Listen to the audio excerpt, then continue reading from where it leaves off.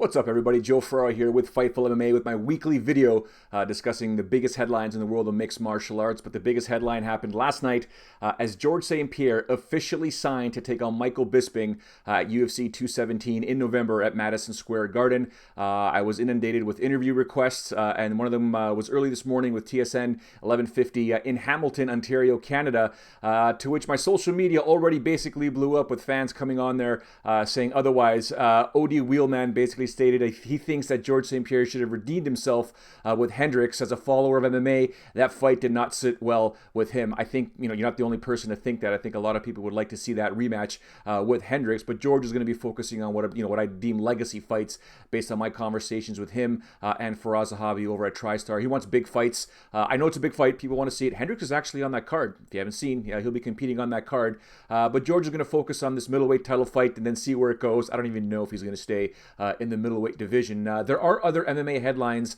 out there right now, and Steve Douglas over on my Facebook has basically put a bunch of them together. He wants to know, Joe, what are your thoughts on super fights instead of number one contender types? And do you think that if the rumors are true about Dana getting bought out, that this will affect these fights one way or the other? I'm also curious as to your thoughts on the new weight classes and what effect they would have on weight cuts, good or bad. Well, first things first, when it comes to super fights or number one contender fights, I enjoy them both. Doesn't matter.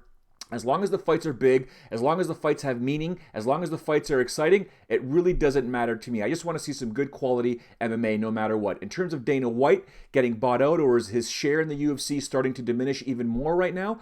I don't think it really makes much of a difference until he leaves the UFC, or if he ever leaves the UFC. If that happens, we may see some difference in how the UFC's business model will go through and how matchups are made. But right now, I don't see any changes happening just yet. In terms of the new weight classes, yes, I absolutely love them. Will they have any effect on weight cuts, good or bad?